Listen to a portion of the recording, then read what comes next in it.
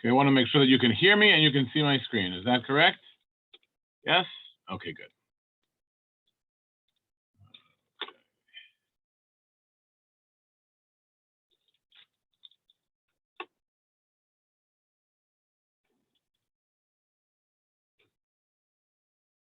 Okay, better. Okay, so welcome to a random walk down Mill Street. We are now just a few days before Shabuot.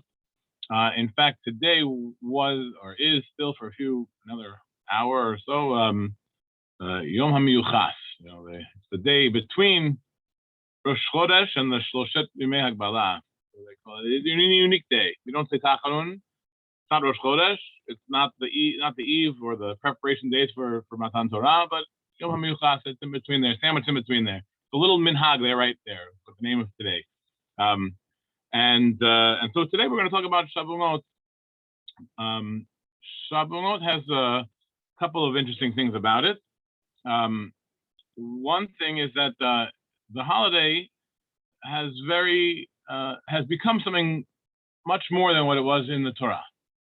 In the Torah, it tells you it's as we count 7 weeks from Pesach, and then we bring the Korban, the Bikurim, and the Korban Omer, the barley harvest, and that was the Shavuot, that was the holiday, Pentecost. 50 days from Pesach, 7 weeks, also named the Feast of Weeks, we call it in English, and because that is the harvest season. In particular, I think the barley harvest, but the harvest season is what we're celebrating in its origin in the agricultural holiday of Shavuot.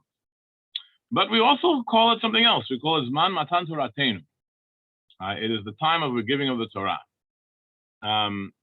We don't know that from the Torah. That's learned out by the rabbis. It doesn't say anywhere in the Torah that this is Zman Matan Toratenu.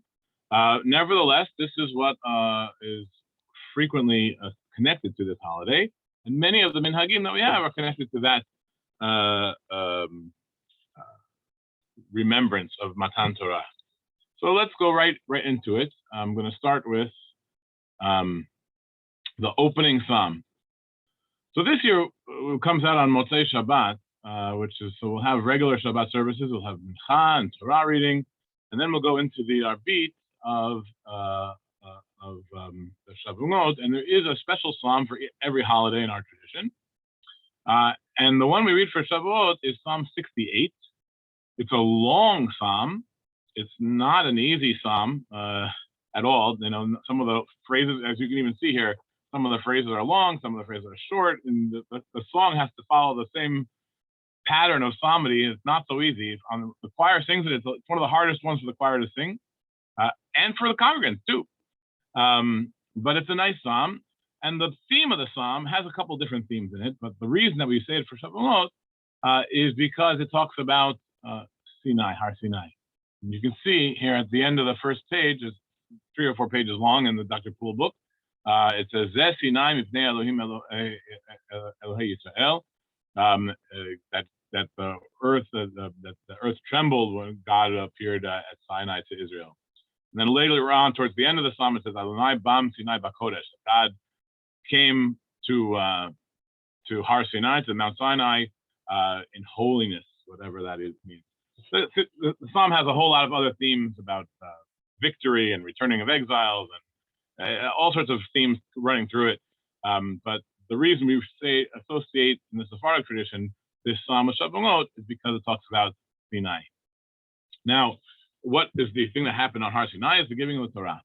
And so one of the small customs that people don't realize is we have in the synagogue several different, I think the technical term is Ben Gabra, the little fabric that covers the Torah when we read the Torah.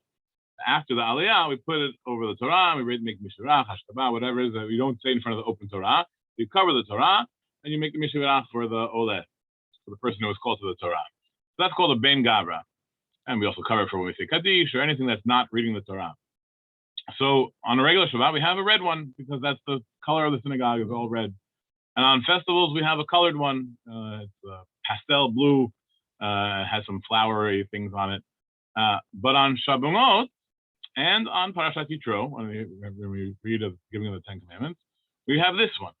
Now this one, I see Rabbi Gabbai was looking at it very carefully because he didn't see this one. He saw the center of it. The center of it is very old. We've been using this one for a long, long time. I don't know how old. I think I spoke about it at Parashat Yitro also. But when I started here in 2012, 2013, at Shamash, I've been here longer, but that fabric was wearing away. We use it every year for probably for almost 100 years. It was wearing away.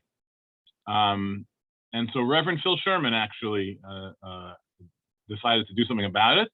And he took the fabric and he took the center of it, and he created a new Ben Gavra out of it, so that we have the old here. This is the old center, and this is a new surrounding it. And this is what we use every year for Shabuot. So we'll use it as well. Now, the main Torah reading on this day. Oh, I started already. Hold on. Let's go back. Go back here.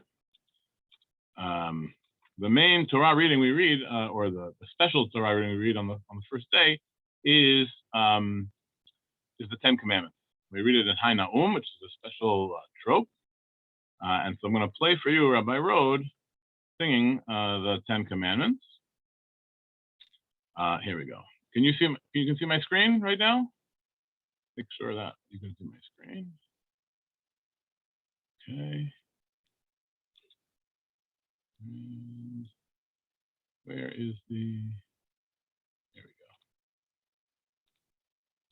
Okay. Let's take a listen. Can you hear that?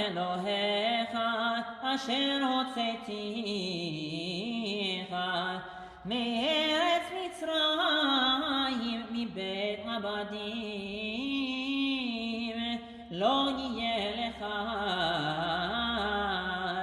אלוהים אחרים על פניי לא תעשה לך פסל וכל תמונה אשר בשמיים ממעל ואשר בארץ מתחת ואשר במים מתחת לארץ לא תשתחווה להם ולא תעבדם כי אנוכי אדוני אלוהיך אלקנה פוקד נבון אבות נבנים נשילשים ונריבנים לשונאי ועושה חסד לאלפים לאוהבי ולשומר את מצוותיי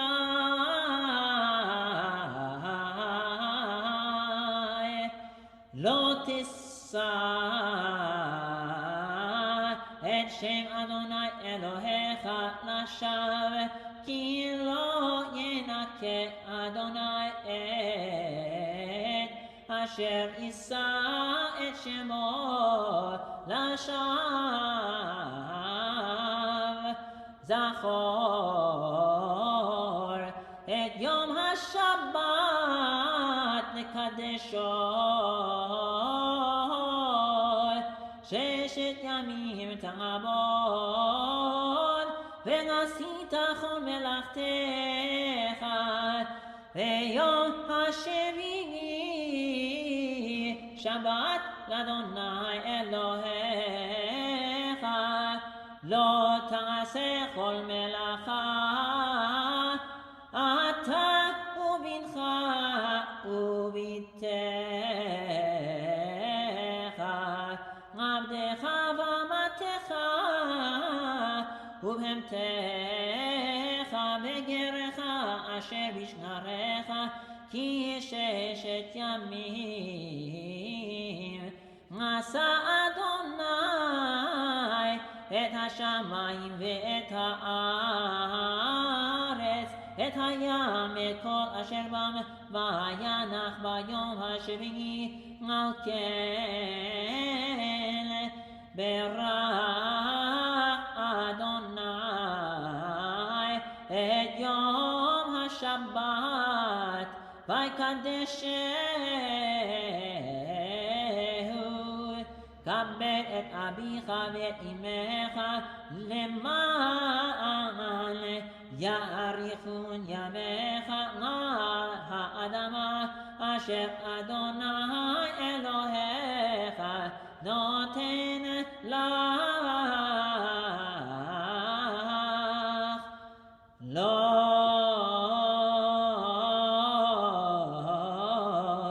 תרצח,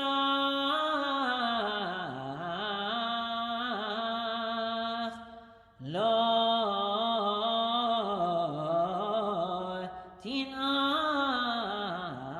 תנאף, לא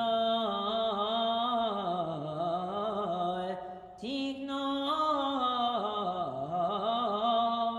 לא תענה ברעך גט שקר, לא תחמוד בית רעך, לא תחמוד אשת רעך, ועבדו ואמתו, ושורו וחמורו, וכל אשר לרעך. So I didn't actually intend to play the whole thing, but then once I was playing, I couldn't stop in the middle of the Ten Commandments, so I just had to listen to the whole thing. But a few things to note, and I'm going to save this topic for another class one day. But so the melody that you heard being sung, the way that the trope was being read, called Hai Na'um, and I've talked about it here before. It is reserved for special parts of the Torah. It's not our regular Torah trope. This is to be distinguished. So we use it for Shirat Hayam. We use it for the ending of every Sefer of the Chumash and other places of special importance. And of course, we use it here for the Ten Commandments. Now, this is not to be confused with another term, which is called the Tam Elyon. It sounds very similar. Hai Tamim, Hai Na'um, or Tam Elyon. Tam Elyon and Tam Tachton are the two different trope, the actual symbols and the way the Tamei Mikra are written for the Ten Commandments. There is a Tam Elyon and a Tam Tachton. There are two versions. And when you read it, studying it at home, let's say Shnai Mikra Ve'echad Targum, because I know we all do that, you read it one way, and when it's read in the Torah, you read it another way. You use the Tam Elyon. People talk about, well, what is all that about? And I'll tell you the very simple answer, which we're going to talk about another shiur one day. Maybe we'll do it via Hanan. The regular Tiberian Masorah, which we use all the time, that comes from the land of Israel, does not break up the Pesukim according to the Ten Commandments, so that some of the commandments are lumped into the same pasuk. The Tam Elyon, it's probably a Babylonian origin, perhaps, but it breaks up the Pesukim according to each commandment. So you'll have Lo Tirtzach. So that is the Sof pasuk, just for those two words. And you do it again. Lo Tinach. So you do that. So each commandment has its own, is broken up by verse. Whereas the regular Tiberian Misorah, which is the Tam Tachton, it doesn't follow the same pattern. That's a short answer. We can go into further. I'll show it to you next time we do that topic. Moving right along. Okay. So now that we've discussed it, there are two themes on the holiday. One is Bikurim, one is the Korban Omer, the Sfiat Omer, the bringing of the first fruits and the first harvest to the temple. And that is reflected, by the way, in the reading of the book of Ruth, which is at that time of, it directly references the harvest season. What we talked about that last week, so we're not going to go back to the book of Ruth. But there is the other thing that we just talked about here, which is the Ten Commandments and the giving of the Ten Commandments at Sinai, the giving of the Torah. And that is reflected in another liturgical practice, which is Azharot. Azharot are poems or listings of all the mitzvot of the Torah in a poetic form. And there's a couple different versions. The most common version is the one written by Ibn Gabirol, and that is what we read, what most Sephardim read. And it has an introduction that's written by Ibn Pakuda, which we also read. That's what I'm showing on the first page here. Amon Yom Zeh. This is not Ibn Gabirol. This is the introduction to the Azharot, which had already been written a few hundred years earlier. And this is written by Ibn Gabirol. This is by Ibn Pakuda, who was, let's say, 1250. I don't know the exact years, but let's say the 13th century. And Ibn Gabirol is 11th century, something like that. So it has a melody. I'm going to sing for you the melody because this is the theme. This becomes the theme melody for the whole holiday. We use it for everything. Kaddish and Enkelkenu and everything possible we use this melody for. Amon Yom Zeh Nachalung Am Zeh Nal Yad Chozeh Isha Elohim Noten Aliyah Veyosed Neshiyah Lechadu Miyat Tehila Elohim. And it continues in the same pattern. There's A and a B. Da da da da da da da da da da da da da da da da da. So those are the A B A B. And when this is read, the Azharot, like the book of Ruth, are read on the afternoon before Mincha. So we do half on the first day, half on the second day. We do the mitzvot aseh on the first day, and the mitzvot lo ta'aseh on the second day. This means that if you're in Israel, you either have to make a choice of just doing the mitzvot aseh or doing all of them, which is a long haul. Most synagogues would do all of them. But I told you the story last week about the Istanbuli, I think. So anyway, leave that alone. So that's the melody. So we use that for the opening of Shachrit, the Zemirot on Shabuot morning. Deilat Adonai yedaber pi vivarech ol basar shem kodsho le'olam v'aged v'anachnu nevarech ya mengata v'nagnolam. Hallelujah. Just to show you that it's a theme melody and you use it all the time. It's a pretty simple melody. Now there is a related version which is done by different by the Amsterdam and London, and there's another version that's done by the French Chazanim, which I'm going to try to get at least some of those for you a little later. As Rabbi Gabay knows, when the pandemic hit in 2020, synagogues were not meeting, ours included, and just things started to just open up right around Shabuot time again. But we were here in New York under lockdown, and we could not do anything until that time, and we were not sure what we were going to be able to do. And even when we came back, we knew that most people would not feel comfortable coming back at that time. This was before there were any vaccines or anything. So myself, together with several others, conceived that we have Zoom now. And we have technologies that we never had before, and we have people sitting at home not coming to synagogue. So we got together on a Sunday before Shabuot, and we did the Azharot. And we did it in every different tradition possible. We did it, there was Chazan from Livorno, Chazan from Montreal, Chazan from London, Chazan from Amsterdam. It was a wonderful experience. I don't know how many of you saw it. It's available online, and I'm going to show you a little clip of it if it comes through a little later. But now I want to show you something else. Take a look at this translation. This is Dr. Poole's translation. This part is pretty good. It's not perfectly literal, but it's pretty good. Verily, this is on this day Israel inherited the Torah through Moses the seer. Amon Yom Zeh Nachalu Am Zeh Al Yad Chozeh. It's a translation, poetic translation of this introduction by Ibn Pakuda. But now let's take a look at when it gets to the mitzvot aseh of Ibn Gabirol. This is the mitzvot aseh. This is how the Ibn Gabirol starts, and this actually has its own little introduction where you see Shilomo, Shin Lamed Mem Hey. This is before it even gets to the first commandment. But take a look at the English. This is Dr. Poole's translation. Here, he doesn't even attempt to translate the words. Not even close. Nothing. Zero.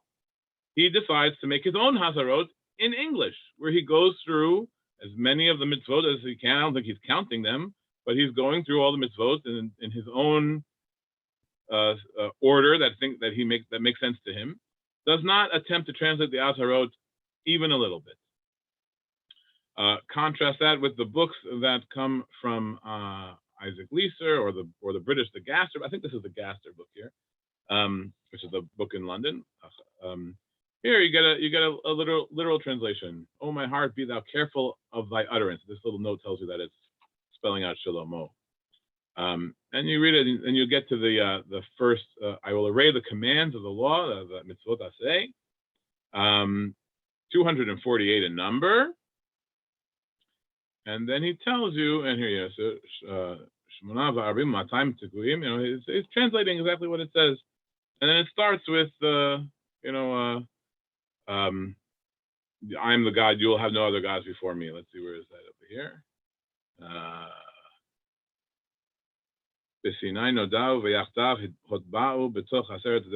You have the Ten Commandments, and that's where it starts, and it goes on.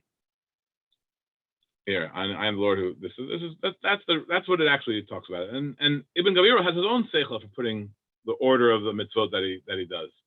It doesn't follow exactly what's in the Torah. It doesn't follow what's in the Rambam. It's his own listing. That's poetic. So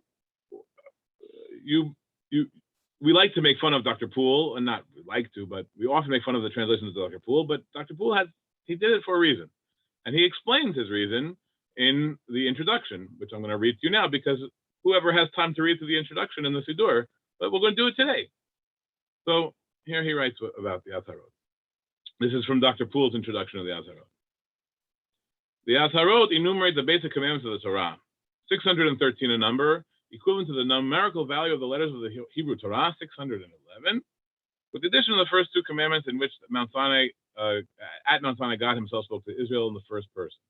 By the way, I would never have guessed Dr. Poole to be a gematria person, but he does it here. Of these, 365 are reckoned as prohibitions and 248 as affirmative precepts, lo ta'aseh, mitzvot aseh. And the rabbis point out that this is suggestive of the constant validity of all of them on 365 days of the year, because the mitzvot, the same number as the mitzvot lo ta'aseh, and the bones in the body, the parts of the body, 248. Whether that's exactly a specific number, but that's traditionally what's given. On Shabuot, the festival celebrating the giving of the Torah, these are recalled, which is why we're reading the Azharot. The version of the Azharot traditionally read by the Sephardim is by Ibn Gabirol, with an introduction by Ibn Pakuda, a poet of the 12th century, a little earlier than I had put it. Ibn Gabirol's version maintains one rhyme throughout in the last word of every one of its 255 quatrains. Da, da, Elohim, it has the same rhyme, and everything ends the same way. I'll talk about that differently. The difficulties imposed by this extraordinary prosody and the fetters of meter and rhyme, as well as the difficulty of expressing each commandment concisely with elusive reminiscences of the biblical text, have compelled even so incomparable a master of classical Hebrew poetry as Ibn Gabirol to put the commandments together without logical sequence. This is something that Dr. Poole does not like, that it just says one mitzvah here, another mitzvah there, and it just throws them all together so that he could get the right rhyme, often with repetitions, and sometimes with words or phrases added solely to fill out the rhyme and meter. In literal translation, the subtle feeling of the poet's stylistic embellishment is inevitably lost. The following paragraphs make no attempt at literal translation of Ibn Gabirol's version of the Azharot. Instead, they present in some ordered sequence of Dr. Poole's own creation the 613 commandments which he has. So I I don't know how long it took me to read this. I don't think I ever read it before a few years ago. But Dr. Poole tells you right away why he's not following the translation. But I can tell you another thing, that every year it irks me because we get to some of the commandments that I don't, or some of the Azharot, I don't know what it refers to. I don't know which commandment it's referring to. I don't know the words. The Hebrew is sometimes a little difficult. And I go right to the English side, and it doesn't work. So as much as sometimes it's good to have the translation, even if it's not as beautiful as one would want it to be. Okay, that's the Azharot. Let's see what I have next. Okay, let's see if this will play for you. So this was the Azharot that we did online with all the different communities. And I'm just going to play you the first bit because the first bit is from Chazan Danny Shapiro of Amsterdam. And so you'll hear similarities and the differences to what we do. Hopefully this will start right where it's supposed to. Yeah. Can you hear it? No. Amon yom ze nachalu gam ze nal yad choze ish ha'elohim noten aliyah v'yoseh neshiyah lecha dunya tehila Elohim yom nichleta v'dat hureta מאוד נגלתה נal kol Elohim. I'm just going to pause it right there. So you'll see it sounds a lot like doing this A over and over again. It doesn't have two different parts. It's always the same melody. And it's related to what we do. Amon yom ze nachalu gam ze gal yad choze ish Elohim. It doesn't have the da da da da da da da da. Anyway, that's the way they do it in Amsterdam. If you want, you can send me an email. I will send you a link to this and you can watch the whole thing. It's over an hour long. Or you can skim through it and find the people that you like. Rabbi Gabai does it. Rabbi Rose does it. You can find all the chazanim that you want to hear. But it is interesting because we have Chazan Bedarida from Livorno. You have Peter Nahon from France, from doing the Bordeaux, Paris tradition. You have Chazan from Montreal. You have Danny, whose name I'm forgetting, and of course Amsterdam and London is represented as well. So it's really quite interesting to hear the different comparative minhagim, nuschaot, as well. Okay, enough on Azharot. There is another minhag that you probably were expecting me to talk about. I'm not sure, but this is decorating the synagogue with flowers. So if you look in the Shulchan Aruch, it tells you, this is what it tells you. It's funny that it comes here. Asur lihitanot motzei chag hashabumot. This is the halacha on which Rabbi Moshe Isserles gives a commentary, Haggah. And so he says the Shulchan Aruch, after he tells you what you do on Shabuot, which is not a whole lot, by the way, he tells you that you cannot fast on the after Shabuot, the Motzei Shabuot, the special day you cannot fast. And so the Ramah tells you the Ashkenazic practice that you don't say Tachanun from beginning of Rosh Chodesh, like we mentioned earlier. And then he says, and this is like part it's blocked out for you. ונוהגים לשטוח עשבים בשבועות בבית הכנסת והבתים זכר לשמחת מתן תורה. That it is customary, this is talking about Ashkenaz, to spread grass, leaves and grasses in the synagogue and in the home as a remembrance of the joy, of the simcha of Matan Torah. That is what he says. Now, there are a lot of, it doesn't give you a source, and I think the earliest person talks about it. There are a few references to things that might be similar, but the person who really talks about it is the Maharil. So we're talking about, 14th century Germany, not very, very, very ancient. But there are slightly earlier references to things that may be connected to it. But it's essentially a medieval Ashkenaz custom. And the Magen Avraham was even later. It was a commentary, super commentary on on the Shulchan Aruch, he tells you a reason for it, which is an interesting reason. He says, Noagin lahamid ilanot. So it's now gone from spreading grass to standing up trees in the Beit HaKnesset and in your home, by the way. I don't know how many people put trees in their house, but I don't. But maybe I'll get some flowers, but I don't know anyone who puts a tree in their house. And why? The Nir Eli, he says, it's my opinion. So this is not a whole ancient explanation being given. Atam sheyazkiru ba'atzeret nidonin al haperot ha'ilan v'yitpalu alehem. In the Mishnah and Rosh Hashanah, it tells you that the world is judged for certain things at different times. And God, it tells you, on just to cut to the chase. Shabuot, on Atzeret, on Shabuot, God judges the world for the flowers and the trees. So the Magen Avraham, who is a Polish or a Lithuanian rabbi from the 17th century, 16th century, 17th century, says that's why we put the trees and the flowers in the synagogue, to remember that on Shavuot we should pray for a good year for the flowers and the trees. It's a nice thought. I happen to like what Dr. Poole says, which is in his introduction in the beginning of the festival book, when he talks about all the different holidays. He tells you about Shavuot. 7 weeks after Pesach comes the Festival of Weeks. Bring with it the first fruits and the later grain harvest. In keeping with the spirit of this festival of first fruits, it is often customary to adorn the synagogue with flowers of the field. It doesn't give a source. I don't really know. These things are pretty late minhagim, but I like this one the best. Why are we putting flowers in the synagogue? Because this is the holiday of bringing your first fruits to the temple.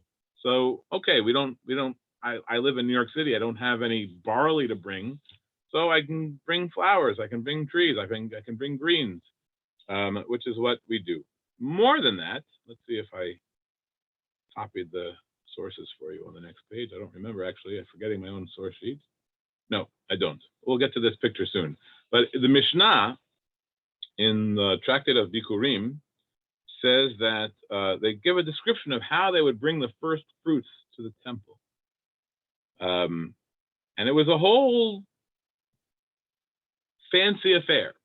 There would be people who would be waiting up all night, which is very interesting because we have a custom now, not we, Sheretz Israel, Spanish, Portuguese, Sephardim do it now mainly because of the influence of yeshivot, but there are some people who stay up all night long learning Torah. Many people do this nowadays. In fact, so many people do it now, people forget that was not the original custom.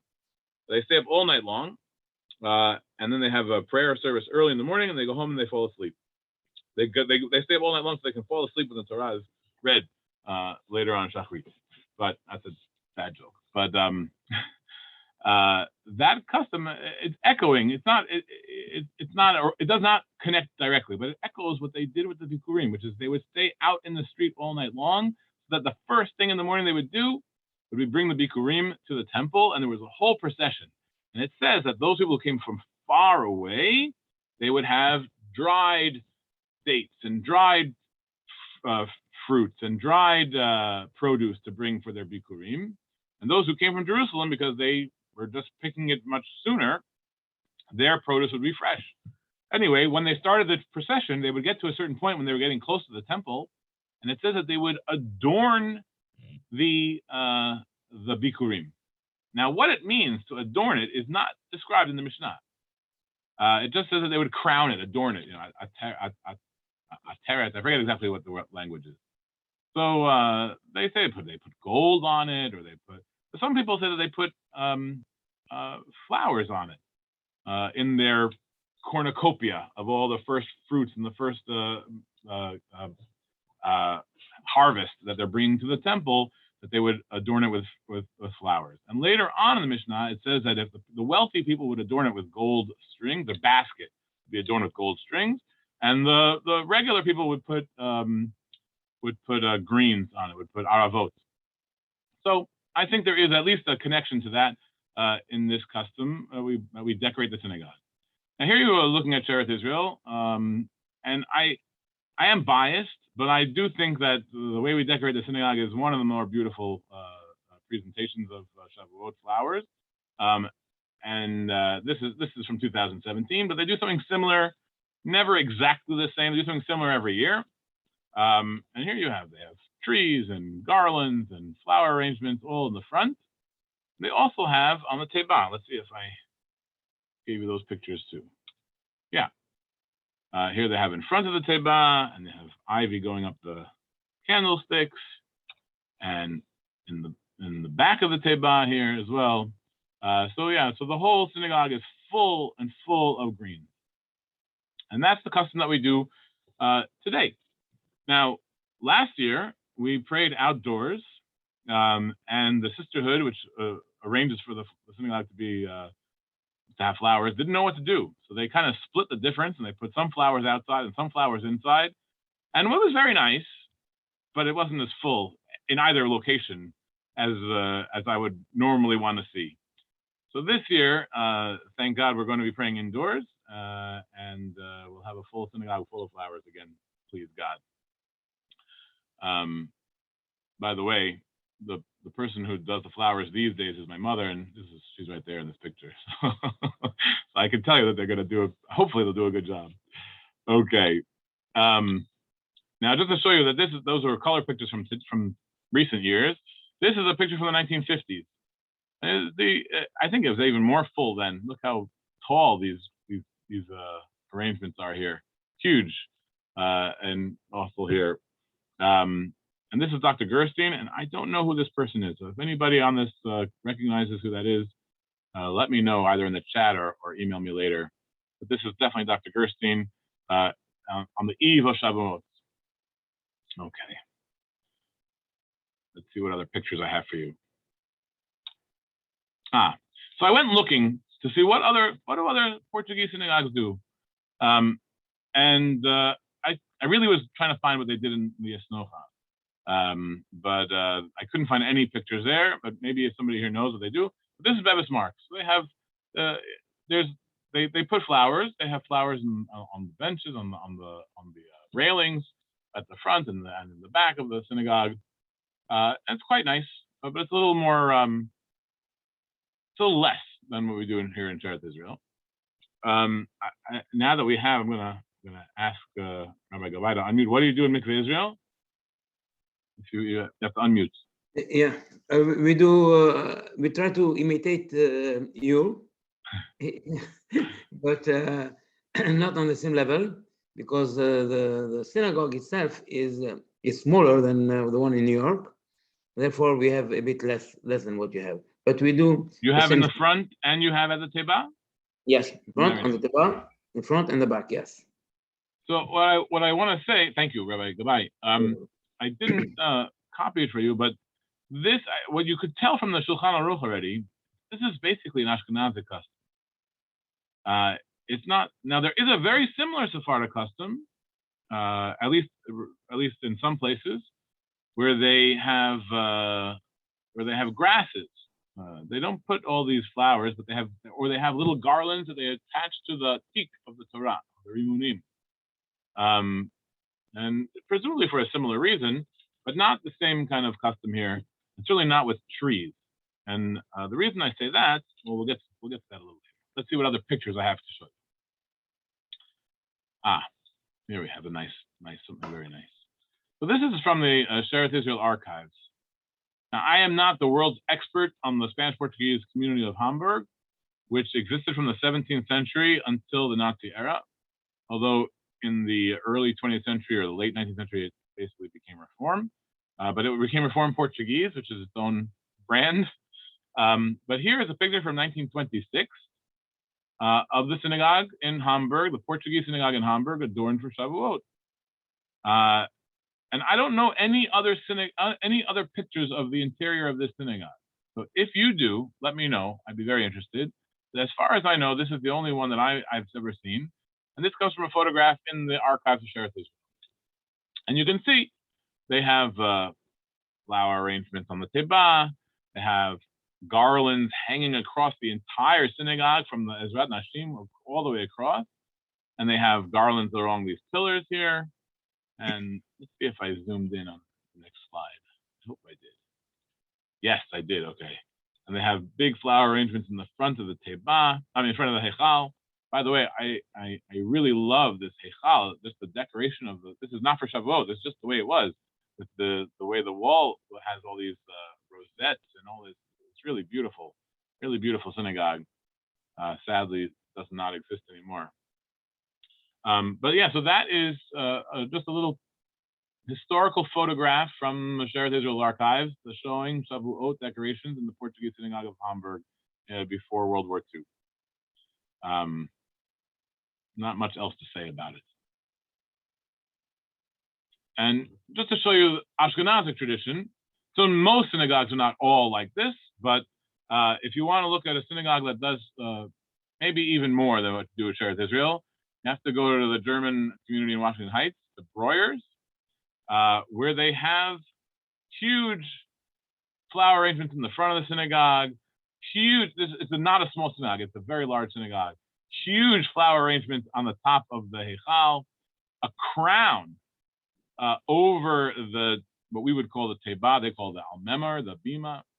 And on the walls, garlands, and everything becomes green for Shavuot. It's really, really beautifully done. And here on the other side is a historical painting by Moritz Oppenheim. I think it comes from around 1880, 1870, 1880. And you can see a depiction of Shavuot as well, also with garlands hanging in the synagogue. So and trees. So this, I think the trees really is Ashkenazic. The Vilna Gaon, the Gra, Eliyahu me Vilna, railed against the custom of putting trees in the synagogue. He said it was Chukat Goyim, and we're going to see pictures of that later as well. Here is the Great Synagogue in Rome, and they don't have any trees, and they don't even have that many greens, but they have lots of flowers, lots and lots of flowers all over the front of the synagogue. Really, really quite beautiful. Pinks and whites and green. Now, here is a Ukrainian church. I think it actually is from Kiev. This is for the Pentecost. Yes, they have a Pentecost. The Christian churches have a Pentecost. And lo and behold, they decorate their churches with greenery on their Pentecost. And I tried to look up reasons for it, and they don't have a lot. They don't have it's like our custom, like the explanation. There's like 5 or 6 different explanations. They also have a lot of different explanations. It means nobody knows really why they started doing it either. But my guess is somehow they're probably related to each other. Whether the Ashkenazim took it from the church or whether the church took it from the temple, I don't know. But either way. Now, so that's what the Vilna Gaon did not want us to do. So you'll see some synagogues that avoid putting any greenery in the synagogue because they don't want to be accused of following church tradition. By the way, I looked up what the Catholics do, and this is the Eastern Orthodox. They put these green things and trees in. The Catholics everything is red. They have red flowers. Again, why I don't know. But they also put flowers in the synagogue. Oh my gosh, in the church, but they do red. Okay, now I'm gonna show you something quite interesting. So in 1869, the Board of Trustees at Sharet Israel asked the Chazan, whose name was Jacques Judah Lyons, to make an inventory of the property of the synagogue. And I have used that inventory many times for various purposes. One of them is to do research on our Sifrei Torah, our research on our Rimonim. It's a great resource because he didn't just say 6 Sifrei Torah. He goes through each one and tells you everything about each one. And still, he's very, very, very detailed in this inventory. And one of the things, so 1869 is the time when we were in the 19th Street Synagogue. There's a picture of the interior of the 19th Street Synagogue. Not that famous picture. It's kind of interesting. I don't have a picture of Shabuot, but I have that. I have his description of the inventory. And lo and behold, he starts to tell us about the things that they have for Sukkot. I'll save that for another discussion around Sukkot time. Then he tells you that there were 5 large shields of David. Just in case you didn't know what a shield of David was, he tells you double triangles. And if you didn't know what that was, he shows it to you. Which is, the point is actually quite interesting because people think that it's an ancient symbol, ancient Jewish symbol. It's not. It's not an ancient Jewish symbol. And you know that because he has to explain to you what it is. Just in case you didn't know what a Magen David was, double triangle. So you don't know what that is? Here's what it looks like. Oh, yeah. Okay, I know that. So there are 5 large Magen double triangle shields of David made of wood, painted green, 3 middle size of the same, and 40 small size of the same. These were formerly Shabuot decorations.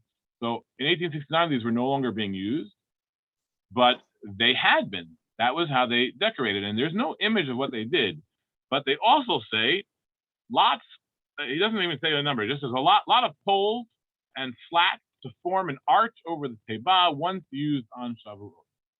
So I imagine that, like we saw in the Breuer's picture, let me go back to it a little bit.